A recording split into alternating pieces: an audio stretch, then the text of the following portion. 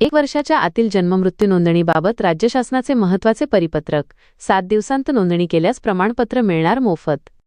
मुंबई. महाराष्ट्र शासनाच्या सार्वजनिक आरोग्य विभागाने 1 वर्षाच्या आतील जन्ममृत्यू नोंदणीबाबत एक अत्यंत महत्त्वाचे परिपत्रक जारी केले आहे.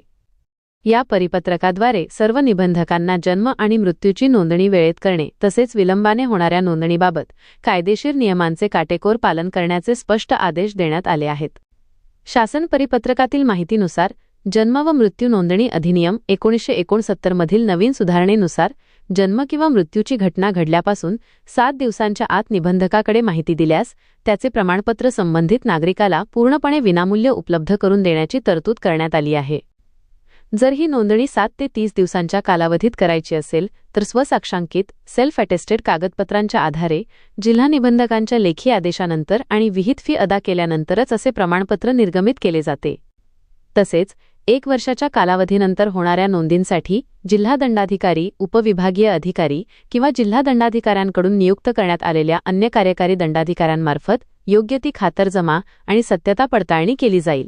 त्यानंतरच विहित फी आकारून जन्ममृत्यूची नोंद घेतली जाईल असे या परिपत्रकात स्पष्ट केले आहे. विलंबाने होणाऱ्या नोंदींसाठी 12 मार्च 2025 रोजीच्या शासन निर्णयानुसार निश्चित केलेल्या कार्यपद्धतीचा अवलंब करण्याची दक्षता घेण्याचे निर्देश सर्व निबंधकांना देण्यात आले आहेत.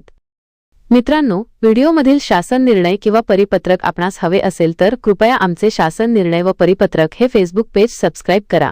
त्यानंतर सबस्क्राईब केल्याचा स्क्रीनशॉट 7588152456 या क्रमांकावर व्हॉट्सॲप करा. आपल्याला हवा असलेला शासन निर्णय किंवा परिपत्रक व्हॉट्सॲपवर पाठवले जाईल.